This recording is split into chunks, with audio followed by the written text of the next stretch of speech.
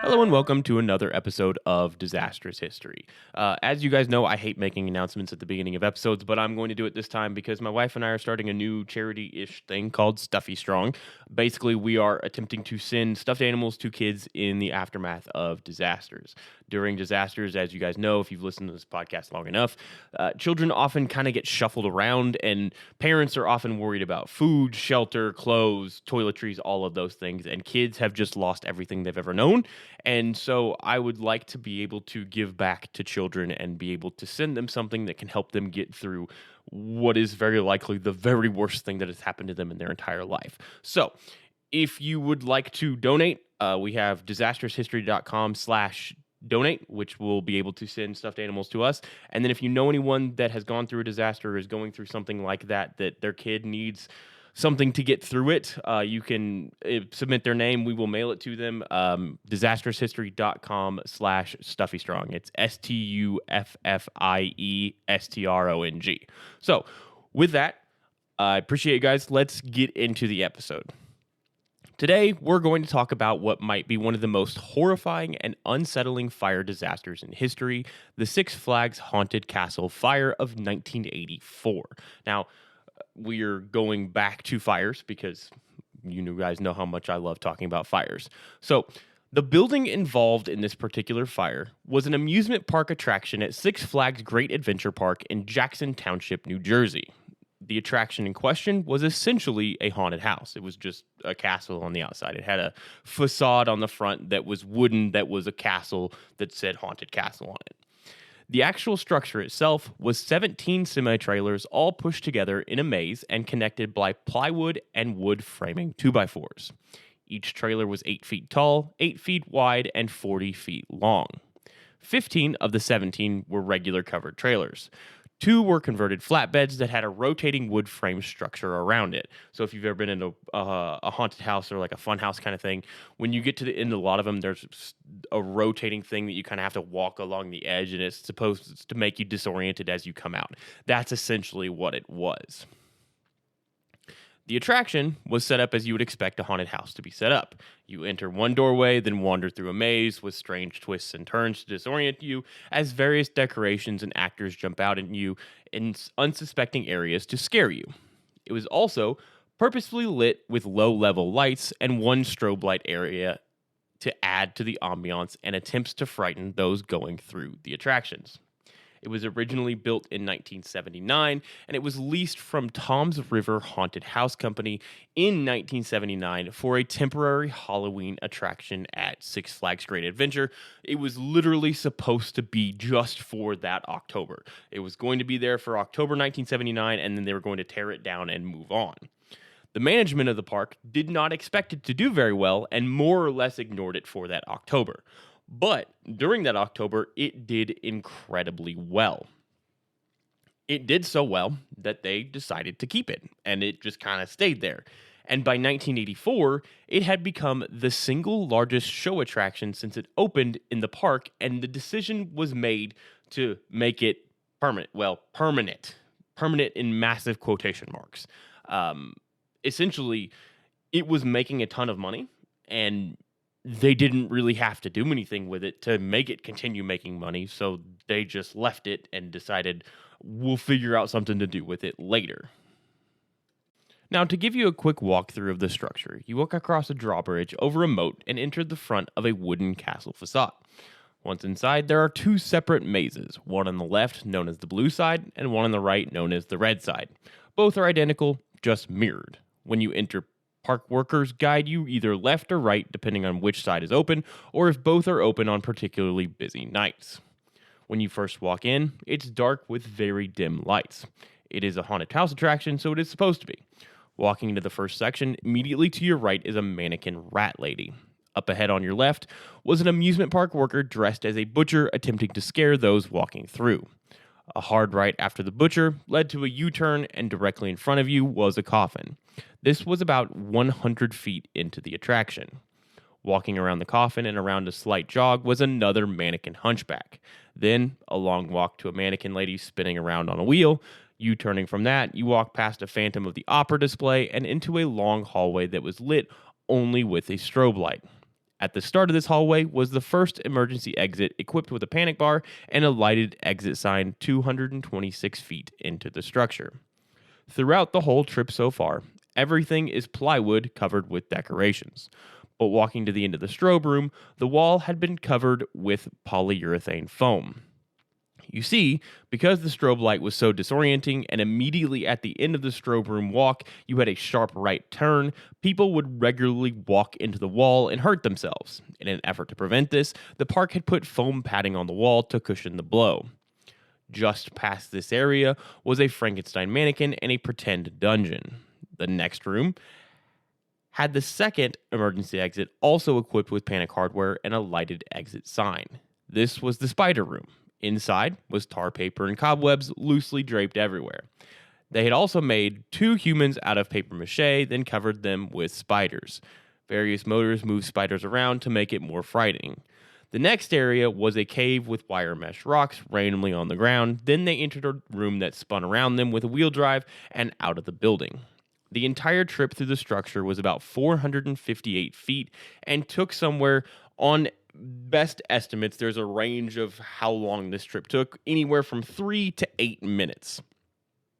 Inside the structure, there were no smoke detectors, no sprinklers, and no overall alarm system. It did have portable fire extinguishers and emergency lighting, but the emergency lighting was only there in case there was a power failure. It had also never been inspected by the local fire marshal because it was considered a temporary structure, despite the fact it had been in place since 1979. It was considered a temporary structure because, and I am 100% serious here, it was on wheels. They didn't take the wheels off of the trailers, so it was considered a temporary structure, despite the fact that all of the trailers had been built together and been built so that they were stuck together with plywood and different tunnels and things like that. They still said, nope, it's on wheels. It's a temporary structure. We don't have to inspect it, and you don't have to do anything with it, which is a fascinating decision. But that brings us to Friday, May 11th, 1984. On that evening, the park was full of approximately 15,000 individuals with a line of waiting patrons at the entrance to the haunted castle. The workers had determined to only open one side of the haunted castle, the red side. At around 6:30 p.m., approximately 30 individuals were taking their turns inside the maze of the castle. It was just before 6:30 that 2 14-year-old boys entered the haunted castle together. They made it through the first sections of the attraction before coming up to the strobe room. But there was a problem. The strobe light wasn't working. It was pitch black. Trying to figure out how to get through, one of the boys pulled a lighter from his pocket and lit it in order to see his way through. As he walked, he waved it back and forth in front of his face, but because the room was so darkened, he never saw the end wall coming at him with the black polyurethane foam. He bumped right into it, and it ignited almost immediately. And if you know anything about polyurethane foam, you know that once it was going, there was almost no stopping it. According to the other boy he was with, the boy attempted to put it out, but failed and ran out the nearby fire exit. Now, this is the official story that was put out by the local fire investigators and the national fire investigators, but we will talk about the cause a little bit later. At around this same time, 6:30 or so, around the corner from where the fire started, the employee working as the butcher smelled smoke. Curious as to the source, he walked around the way to the Phantom of the Opera section and saw heavy smoke traveling towards him. He ran back to the butcher area, went through the control room between the two halves of the attraction, and told the worker out front to stop letting guests in as there was a fire. He then re-entered the control room, called the Six Flags Great Adventure Park Fire Department at 6:35 p.m., and went out the back where he observed heavy smoke and fire in the area of the emergency exit at the start of the strobe room. On the other side of the fire, an adult saw the fire and ran through the entire rest of the attraction to warn the employees that there was a fire. One girl was in with 4 of her friends. At first, they thought it was part of the attraction. It was dark and hazy and felt like it was supposed to be scaring them because it was literally choking them because it was actual smoke. But they quickly realized that wasn't true, and the 5 of them sprinted through the rest of the attraction. Eventually outside, they turned around and saw large flames shooting skyward from the thing that they were just in. One group of kids saw the fire early on and thought the illusion was fantastic and a part of the attraction before walking closer and realizing, oh, no, that's a real fire, and running out. A group of 4 had entered the building led by James Anderson. They made it to the end of the strobe room and saw the fire in the polyurethane pad on the wall. He helped the 3 people he was with out the door, then ran the rest of the way through the attraction, screaming fire at the top of his lungs, and reported it to an employee at the exit. In the group just behind him were a group of 9 kids, all teenagers. Suzette Elliott was one of them. She had been there on a school field trip with her best friend, Tina Genovese. There, they met 2 boys and began exploring the park with them. When waiting in line for the haunted castle, they met 5 other teenage boys and all decided to enter the haunted castle together. As they were traveling through, they made it to the hunchback display when an actor jumped out and scared them. Entertained, they went around the corner and decided to all hide in it together to scare a group of people they could hear coming through the building behind them. They were there a few minutes when all of a sudden they heard someone scream fire from further in the building, followed by very thick smoke coming at them. The group became panicked and couldn't figure out which way to run before being knocked down and stepped on by others trying to escape the building. Suzette stood up and managed to feel along the wall towards the entrance, but soon became overwhelmed by breathing in smoke. She knelt down and couldn't continue on. About a minute later, as she was starting to lose consciousness, she was dragged out of the attraction by a park employee that ran in, possibly dressed as Dracula. Meanwhile, back inside the Strom room, the fire was spreading very, very quickly. Essentially, everything inside that room was flammable. It would have reached significant temperatures very quickly, likely reaching full room involvement rather early on, since all the walls and the ceilings were plywood and were covered with flammable fabric. And also, polyurethane foam on an entire wall is going to be an absolutely incredible early spread of that fire. It would burn very quickly and very hot because that is probably one of the best things you can have to actually start a fire. If you didn't make it out in the initial stages of this fire, you weren't making it out. Unfortunately, that would be the case for all of Suzette's friends. One of them was found near where Suzette was pulled out, having managed to at least attempt to make it back towards the entrance. The other 7 were found huddled together in what was likely the same area where they had initially hid just a few minutes prior in an attempt to scare those behind them. They likely, in their initial panic, realized that it was on fire, didn't know which way to go, and had become disoriented in the smoke because this is such a narrow space, right? It's 8 feet by 8 feet and then 40 feet long. It's just a really long tunnel. That upper layer is going to develop really quickly because polyurethane foam is going to put out very thick, very dark, very black smoke. So as soon as that smoke cloud hits you, it's going to be thick, and it's already dark inside that actual structure because it's a haunted house. It's supposed to be dark in there. It's supposed to be spooky. That's how it's supposed to be. So adding in that smoke is going to make it even more disorienting to figure out which way you need to go. And if you're not thinking, I'm standing in a fire, I need to get down low so that I can keep fresh oxygen, you're just going to stand there and you're going to rapidly breathe in the early panic, as Suzette said.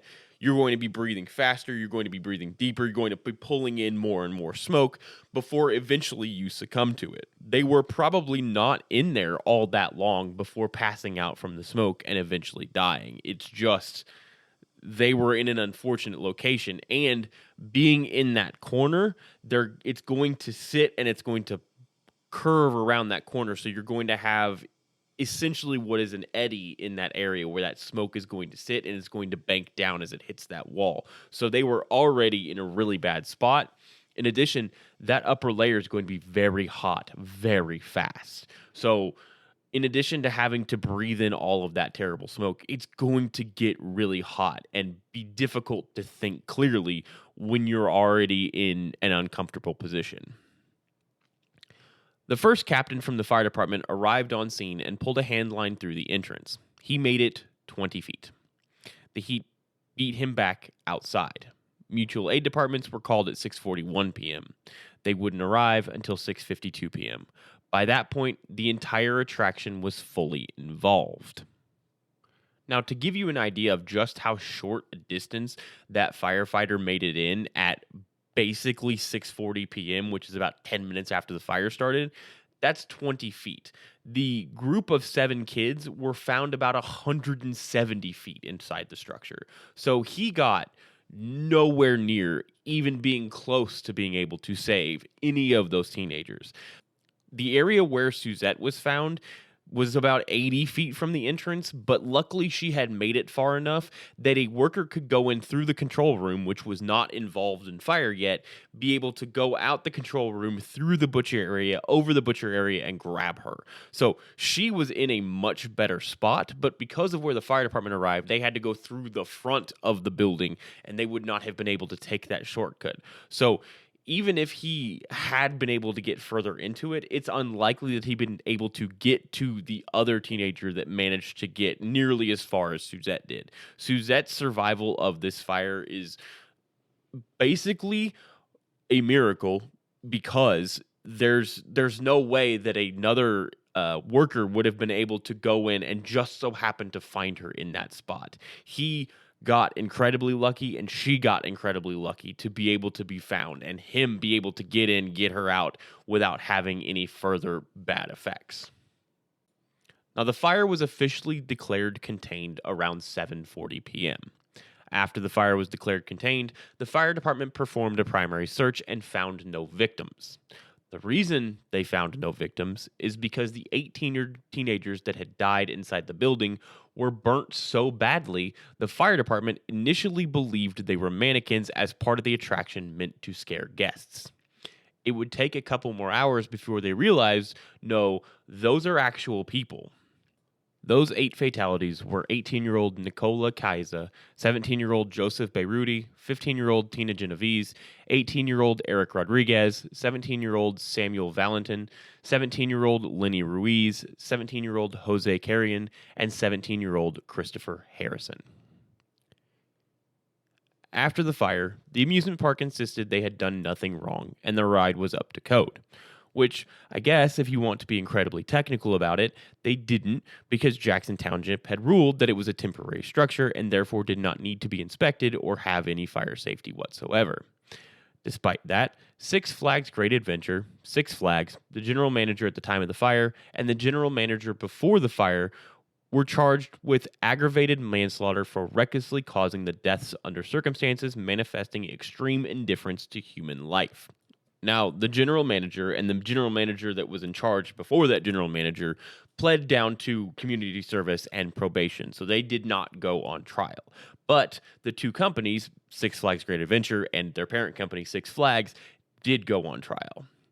At the first hearing for the case, attorneys for the defense asked the judge to require the prosecution to detail what the defendants had done to fit the charge.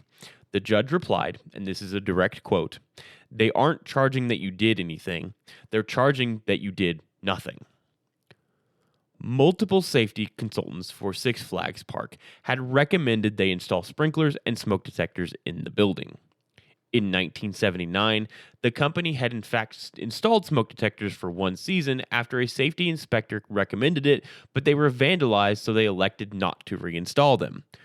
Their solution for not having smoke detectors, which they claimed was just as good as a smoke detector, was to have an employee randomly walk through the attraction every once in a while to check. Their job as the quote-unquote rover was to watch for rowdy guests, clean up trash, and check for fires. At the time of the fire, the rover was outside the building picking up trash around the area, which you may notice is no way to be able to see if there's a fire. Park officials had also been told in 1979, when the structure was built, that the materials used inside were fireproof, as the contract for the construction stated fireproof materials had to be used, quote, whenever possible, end quote. In this case, apparently, whenever possible meant literally not possible at all. Because if you remember back to the beginning of this episode, it was trailers, which are flammable, that were covered on the inside with plywood, which is, flammable, not just covered on the inside, it was walls and ceiling were plywood. Additionally, much of it was covered with fabric because it made it spooky and dark and all of that. And many of the actual things that they hung up were also flammable. The decorations they hung from the ceiling, they hung cobwebs from the ceiling, things like that. All of that is flammable. Quite literally, all of it is flammable. Essentially, the only thing that's not flammable inside this actual structure was the paper mache people in the spider room. But because they covered it with spiders, which were plastic, it kind of defeated the purpose. They wouldn't burn well, but they'd, burn. So it it was the idea that any of this was fireproof was laughable at best. There was no attempt at all to put anything fireproof inside whenever possible. That didn't happen at all. Sprinklers had also been recommended by the safety inspector. Six Flags rejected it as too expensive. Employees regularly complained about safety inside the structure itself. In one safety report in 1983, they were asked to put the safety problems on a sheet in the safety report, and an employee wrote, "Forget it, too many to write down," which is not something I don't think I've ever seen on a safety report before. That's pretty impressive and frankly terrifying. Employees also regularly complained because guests would light matches and lighters inside to be able to see and would ask for smoke detectors or sprinklers, but were told by management that any money spent to put in a sprinkler system for the quote temporary structure would take away from the money to build the permanent structure. They also said that the fire extinguishers would regularly be empty because guests would steal them and spray their friends, and also the workers inside because the workers would jump out at them because it's a haunted house. They would panic, the guests would panic, get scared, grab the fire extinguisher, and spray the actor. That was a regular occurrence, and so it would take months because management didn't want to pay to refill the fire extinguishers just for them to again get sprayed and, not be available again, so they had to refill it again. So essentially, when this fire happened, many of the fire extinguishers were likely empty because they had not been paid to recharge them. Now, if this all seems like it should be a very clear slam dunk case, you are forgetting that the Jackson Township told them they didn't have to do anything because it was a temporary structure. And so the defense used two different defenses to make their case that they should not be charged with this crime. The first was, again, that Jackson Township didn't tell them to install any safety features, so they didn't have to, which is, again, technically accurate, but makes them terrible people. But unfortunately, I guess being a terrible person isn't really against the law. Anyone with a semi-functioning set of eyes could tell you it was a death trap, especially with the numerous reports of guests lighting matches and lighters inside to see inside the structure, especially in the area of the strobe room, which had, the polyurethane pad at the end of it. The other defense is more simple, but at the same time, way more complicated. The defense argued that the fire was arson, and because it was arson, nothing they could have done would have prevented the deaths. Now, I'm going to go into detail, but right off the bat, that is demonstrably false. But let's dive into their claims supporting this because they had several. The first is that sprinklers would have done nothing to prevent this from happening. The man who testified on behalf of the defense was Chester Shermer, who at the time was the chairman of the National Fire Protection Association, or NFPA. Yes, that NFPA. Basically, his assertion was that sprinklers would have saved property, but not lives. He also stated that smoke detectors wouldn't have helped either because, and this is a direct quote, the teenagers were warned by shouts just after the blaze started, but were still unable to escape. Shouting, in a haunted house attraction, is incredibly common in case you haven't been in one. Understanding what the shouts are saying and if they should be worrisome is also not something you are fully expecting inside a haunted house that has actors jumping out and yelling to scare people. That's kind of the entire point of a haunted house. He also said that sprinklers wouldn't help because the system used for the building would be a dry system and it would take too long for water to flow through the system. So, As a quick explanation on sprinkler systems, there are wet systems and dry systems. Wet systems always have water in the pipes.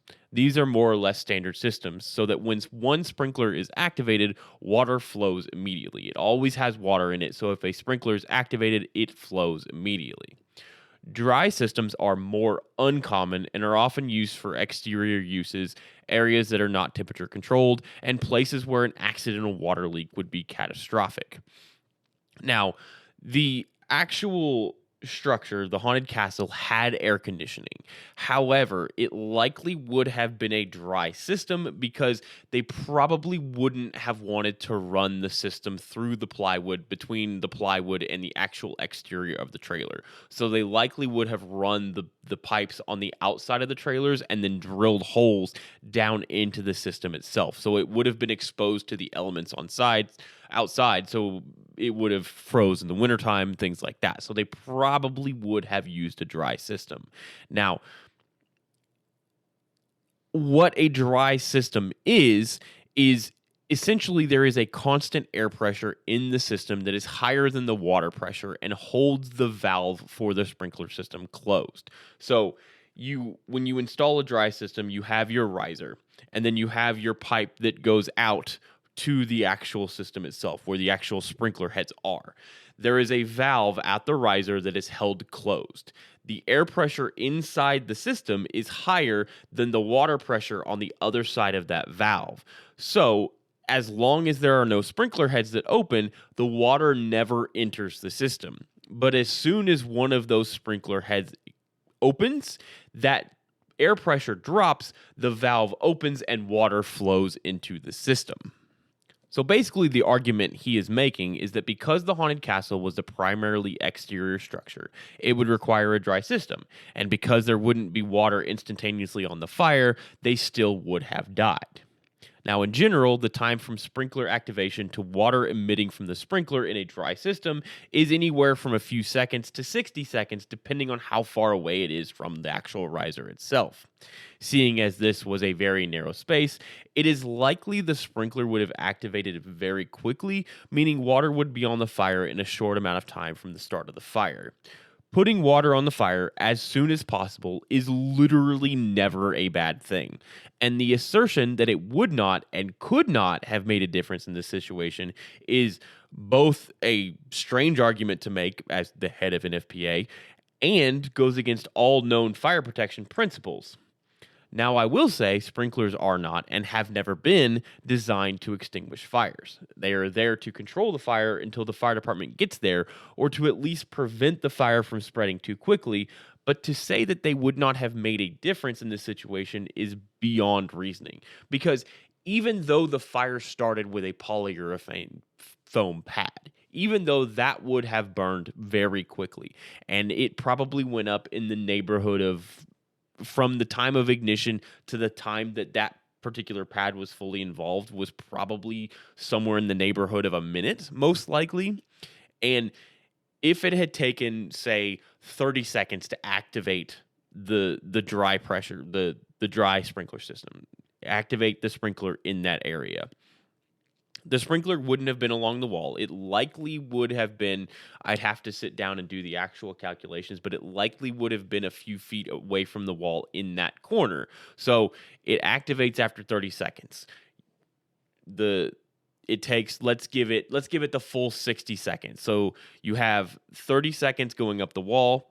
The sprinkler activates. You have a 60-second delay for the water coming through. So you're at a minute and a half. At that point, everyone inside that structure is still alive. There's no way that those teenagers died in a minute and a half, right? Because it took a while for the fire department to get there. It also would have taken a while for the worker that got around from the other side of the structure, because he was dressed as Dracula. So he was in a different area. He'd had to go out and then go all the way around and then back in. And we know that the worker that reported the fire initially reported it to the fire department at 6:35 p.m. And when he called that, he could still enter the structure safely in the same general vicinity of where those teenagers were. So that's a 5-minute delay from when it is estimated that the fire started at about 6:30, 6:31. So we still have time if we have the maximum delay of 30 seconds for the sprinkler to activate and the maximum 60 seconds for the water to actually get there. Even with that polyurethane foam pad burning, which it would have burned very hot and very well, and one sprinkler is not going to be able to contain that effectively, it still would have done enough to prevent it from spreading further and likely given those teenagers a significant amount of time to actually get out of the structure, or at least give them a better chance of being able to survive and calm themselves down enough to make an escape for the exit, or it would have prevented the fire from getting hot enough and spreading fast enough that it only allowed the fire department to get 20 feet inside the structure. They likely would have been able to get it significantly further and at least made an attempt to save those 8 teenagers. Now, this particular testimony was not well accepted at the time.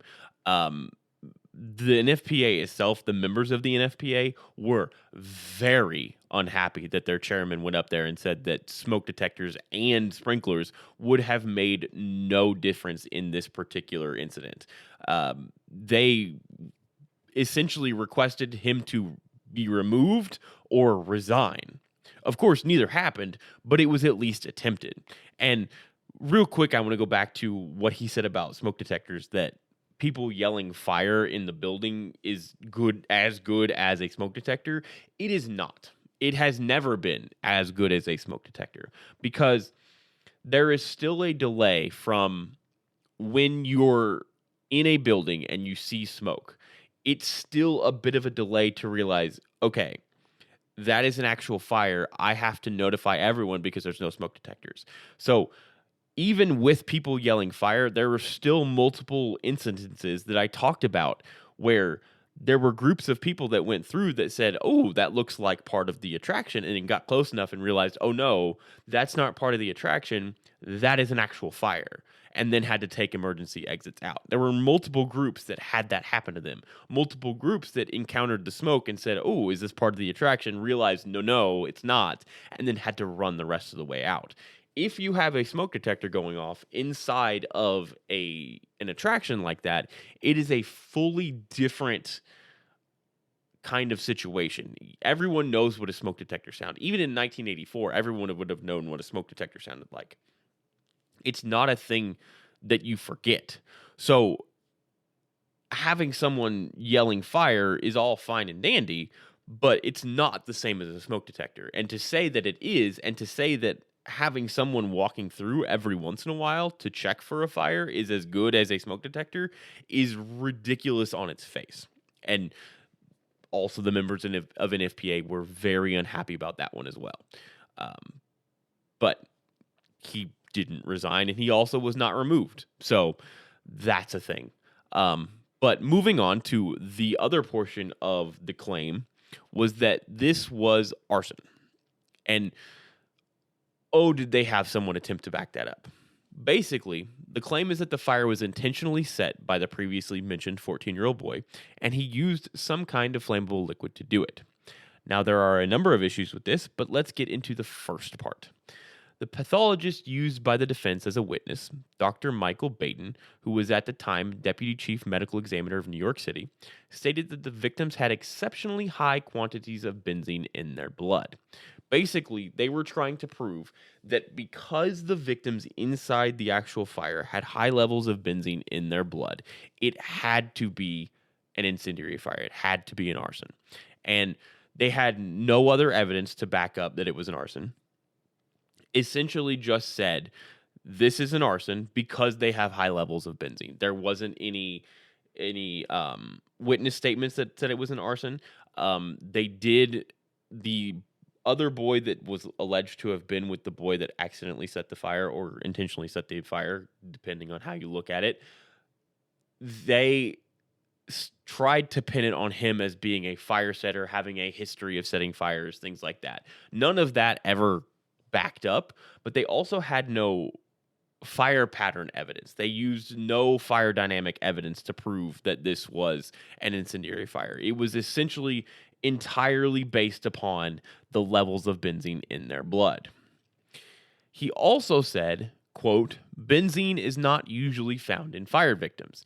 It could indicate some sinister reason for the fire, end quote. He said that the levels in the victims of the blood were 10 times higher than usual fire victims. This is false. Benzene is regularly found in the blood of fire victims. In fact, in this particular case, the prosecution brought in a different medical pathologist who also did autopsies and blood tests on victims of fires in other locations in New Jersey that very same year and found levels of benzene that were similar to those in the Haunted Castle fire in fires that were not arson, that had been proved to not be arson, that were just regular construction fires.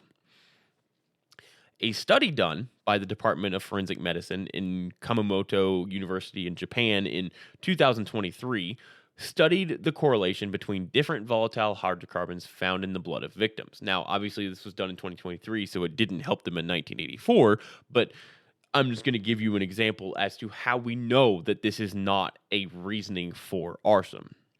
So, their study showed in victims who died in 3 separate types of fires, they analyzed the different amounts of hydrocarbons found in the bloodstream. Kerosene fires, gasoline fires, and then normal construction fires. In kerosene fires, it resulted in higher levels of xylene. In gasoline fires, they found higher levels of toluene. And in normal construction fires, they found high levels of what? Benzene. In the range of 0.2 milligrams per liter to 2.5 milligrams per liter. The range of benzene levels found in the blood level of the 8 teenagers in this fire was 0.7 milligrams per liter to 2.6 milligrams per liter, which are all within the reasonable range of what you would expect from a normal construction fire. But in addition to that, polyurethane foam releases a significant amount of benzene as it burns. Since that was a major part of the ignition scenario for this fire, it would be expected that there would be a higher level of benzene in the blood of the victims because at the time, the main fuel burning would have been the polyurethane foam on the wall. So, as they're standing there, as this smoke is coming at them, their immediate inhalation of smoke would be primarily the products of the thermal decomposition of the polyurethane foam, at least until they died, because they're going to continue to breathe in smoke until they died. They're going to pass out, continue to breathe, and then eventually pass away and no longer be breathing in. So your initial fuel is going to be what you are initially breathing in, because that's going to be, as you slow down, you're going to take less deep breaths. You're going to have slower breaths. So as it gets to other fuels, you're going to have less of that level of whatever is burning later. So let's say, just hypothetically, let's say the polyurethane foam is the first thing that burns. You are standing next to that polyurethane foam and you get hit with that smoke from that fire. The big thing you're going to breathe in that's going to pop up is going to be a whole bunch of other things, but you're going to have a high level of benzene because you're breathing in that smoke initially. As the fire burns and you breathe in more smoke, you're eventually going to pass out. Now, let's say that as that fire continues to burn, there's a 5-gallon container of kerosene sitting next to it. It eventually starts to burn that kerosene. That is going to emit xylene. And if you were still alive at the time when the kerosene was burning, you should, in theory, have xylene in your blood. But if you have passed out and died by the time it starts burning that kerosene, you're going to have no xylene in your blood because you're not breathing it in. So, they're initially breathing in the benzene and the smoke from the polyurethane foam, the benzene. That explains why they had benzene levels in their blood. In addition, normal construction puts out benzene anyway, so everyone generally is going to have a level of benzene in their blood.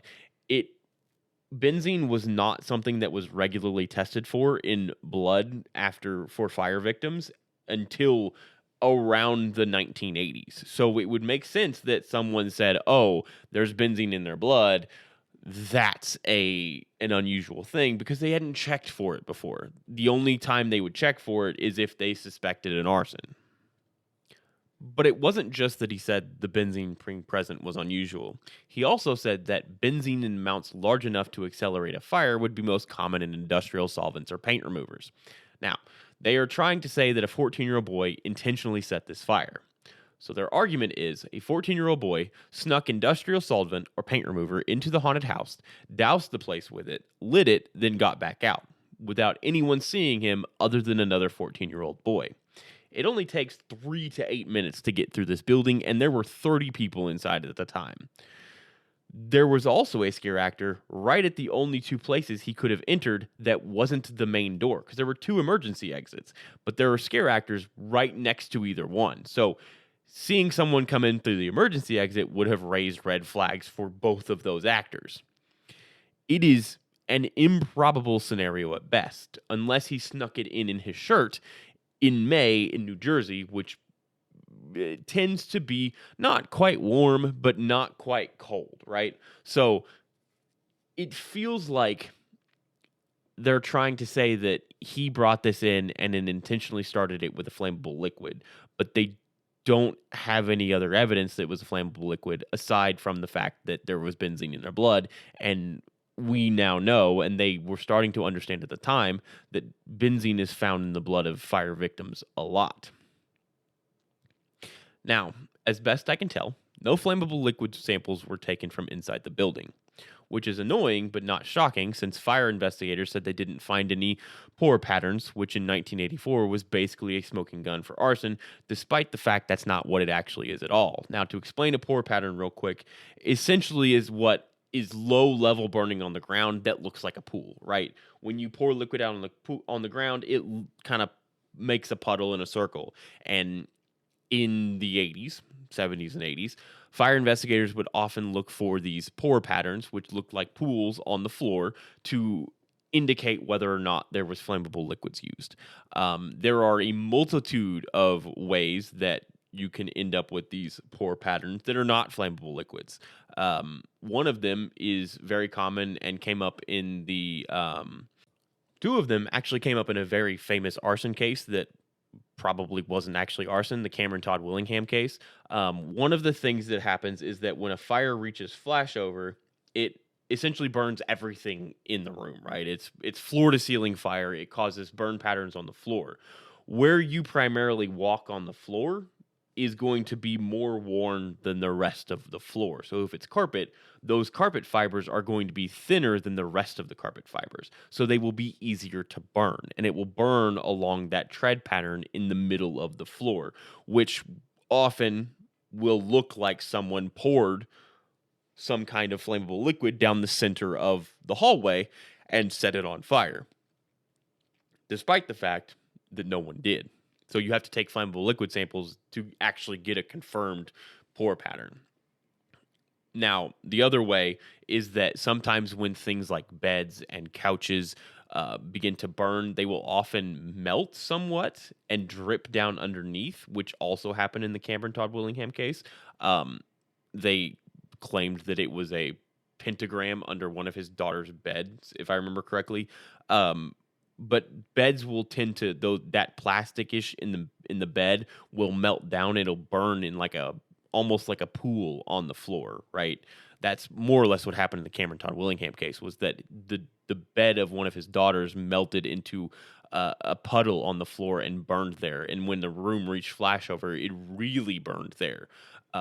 So you have to take flammable liquid samples in that area to make sure that you're not just mistaking it for something else. In addition, you can have several other reasons for having a pattern like that on the floor. You have to do a full analysis of what is going on. Like if you have a fire in your home and you have a ceiling fan that's on high, sometimes that ceiling fan can blow so hard that it gets down to the floor and it can cause a burn pattern in the floor. I once did a fire investigation where there was a fan on in the room and it blew across the room and it caused the perfect circle burn pattern on the wall across the room before the fan finally failed. It wasn't anything unusual. It was just a little bit darker than the rest of the wall. It was very interesting, but if you're not trying to think and understand the layout of the structure and understand what is happening and doing a full investigation, you can get confused by those things. Now, they didn't find pour patterns in this case, partially because the building was so burnt that there wasn't much left, but they also didn't take flammable liquid samples, at least not that I have been able to find, and I searched for a long time. Usually it is stated in the court case, and I didn't see any court case saying that there was any flammable liquids samples taken. So, another thing they claimed was because this was arson, they couldn't plan fire safety around it. This is actually a point that gets brought up a lot still to this day. Whenever there is a major fire and it is either reported or suspected as being arson, people immediately write it off, anything to do with it, and essentially say the fire was always going to be large, spread quickly, and be impossible to fight. It happened when people believed the Lahaina fire was arson. It happened with the Palisades fire. It happened with the Notre Dame fire in 2019. But that isn't true. The only thing that arson does is maybe provide more initial fuels to the initial fire. But once the fire moves past that first fuel ignited, it is the same as any other fire. Arson only impacts the first fuel ignited. It has no bearing on the rest of the fire. It is simply the circumstances of how fuel and ignition source came together. Smoke detectors still would have alerted the guests in the structure. Sprinklers still would have provided at least some impedance to the fire spreading. Arsons are not magical, incredibly powerful fires that burn everything they touch. They are normal fires that have a little help getting started sometimes. That is literally all they are. It's a thing that comes up so much where it's, well, this was an arson, so it was automatically going to burn. That's not true. It is simply not a fact. It's literally just how the fire got started. Starting a fire in your fireplace with wood is the same thing as an arson. It's just contained to your fireplace. And your fireplace fire is no different than any other fire. Your fireplace fire is the exact same as a fire that starts from an electrical source. It starts a little bit faster because you're helping it along with an open flame, but it's still the exact same fire. It will spread with the same fuels, it will spread the same way. With the same available oxygen, it will spread the same way. It doesn't magically become a hotter fire or a more dense fire or anything like that just because it was arson. Once it's moved past that initial fire, and even at that initial fuel point, it's still going to burn through that fuel the same way. It just had a little bit of help getting going. That's all it is. This fire very well could have been an arson, but it doesn't change the fact that having absolutely zero fire protection in the building is what killed those kids. Period. End of. It is the reason they died. And really, it feels like the defense here was reaching for anything that would make their client not liable for anything. And I guess they were successful because both companies were found not guilty of the charges, specifically because township officials had told them they didn't need fire safety or permits or sprinklers because it was a temporary structure, which sucks a lot, but I guess is technically accurate. But while we are on the topic of arson, I want to go into the details of the alleged cause of this fire. So the boy who reported the other boy for running into the foam was 14. He is the only person alleged to have seen this happen. He is the only person who has any witness to this other boy. He does not know his name, doesn't know what he looks like, had never seen him before, all of it. And now, in my time as a fire investigator, I dealt with several teenagers who had accidentally set fires. The initial story was always, well, my friend did it. What's your friend's name? I don't know. I just met him. Where did you meet them? Oh, around. How long have you known them? Oh, just today. Where did they go? They ran off. Every single time. It didn't matter what the cause of the actual fire was. Every single time I got it was my friend. I don't know their name. I don't remember what they look like. I don't know where they went. They're not here. I haven't talked to them ever before. I've never seen them before. I haven't seen them since. Every single time with every single teenager. Once you get on their level and talk to them and really walk them through what you're seeing with the fire, then you start to get the real story. I'm going to tell a side story here to kind of relate to this. I had a fire investigation that I knew was a smoking fire. The area, it was a very small fire. It burned up the back portion of this house. It very clearly, like the siding was melted in a V pattern right down to this area of wood logs.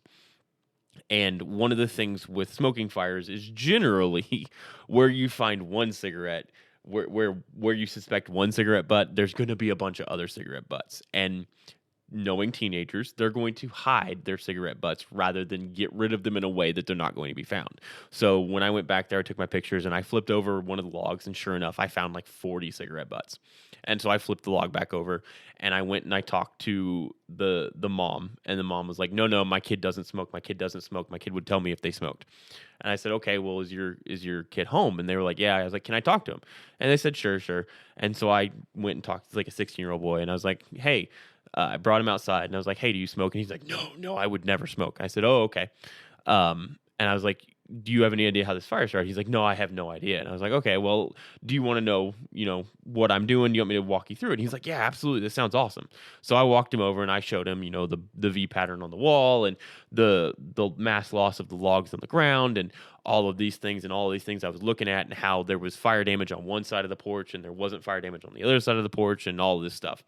And he's like, "Oh yeah, that's really, really cool." And I was like, "So do you know, are you sure you have no idea how this fire started?" And I said, he said, "No. I said, "Okay."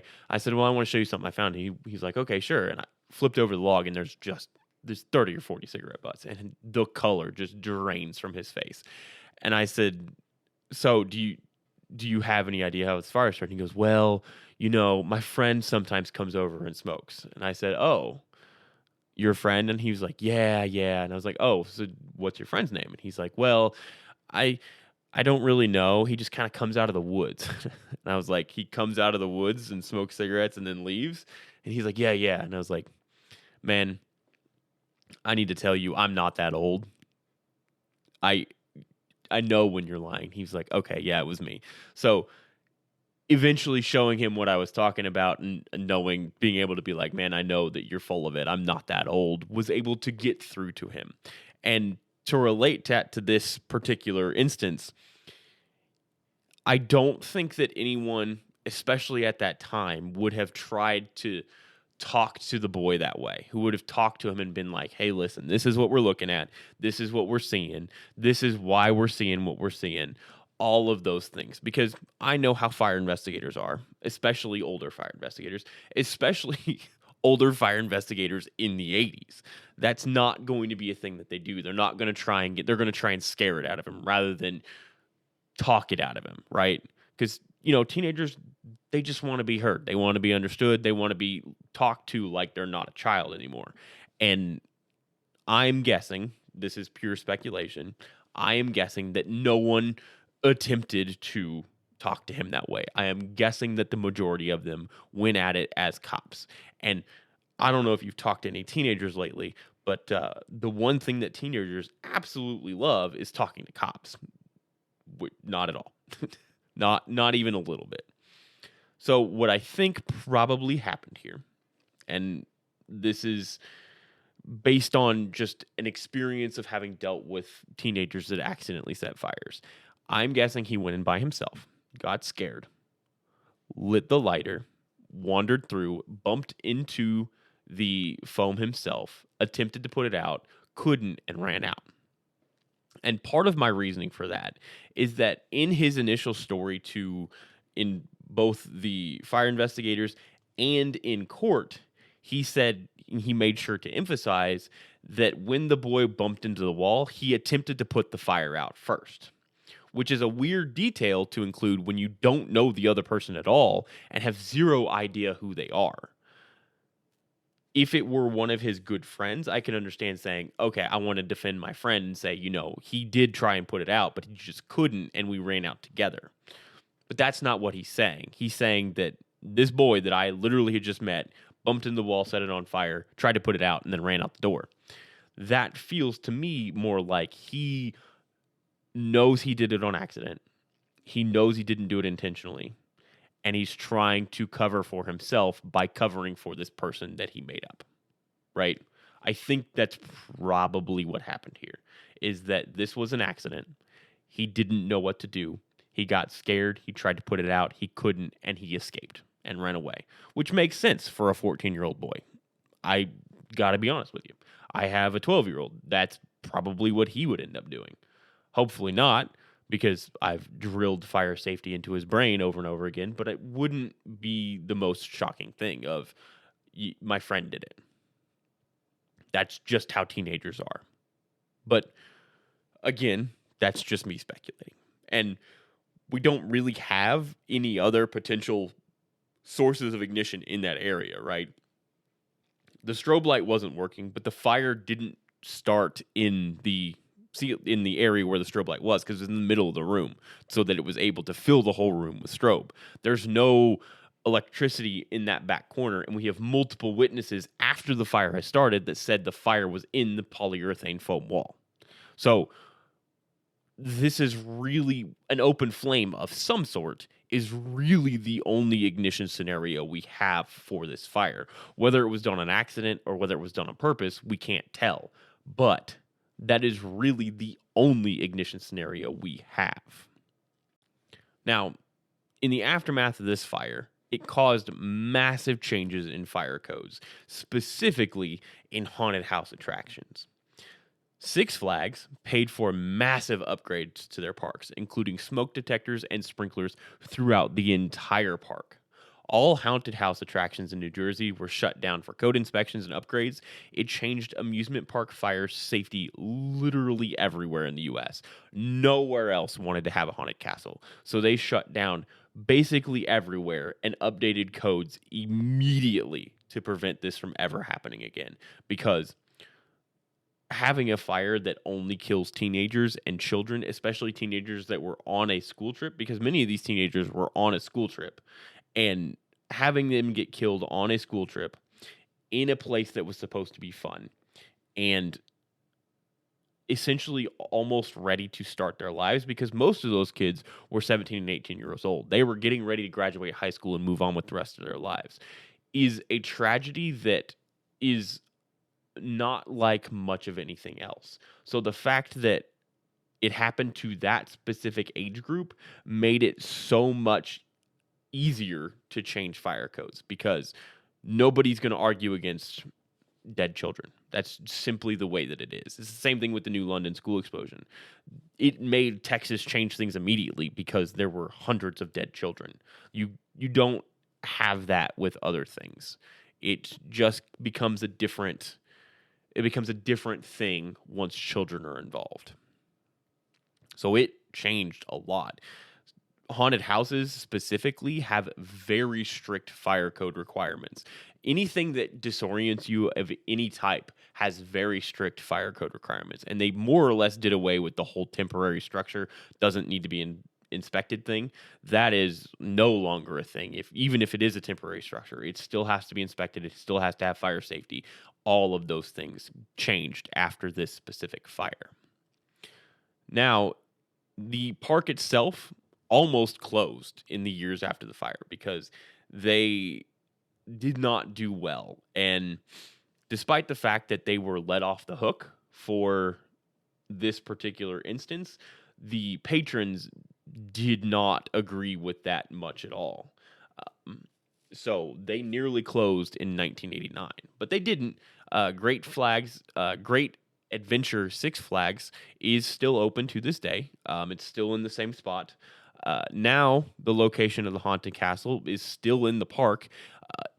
The Haunted Castle has long since been torn down, and the area is now closed to the public, but it is near the Dark Knight roller coaster ride in Great Adventure Six Flags. So if you go there on a regular basis, if you know where the Dark Knight roller coaster is, it is in that area behind some closed off areas.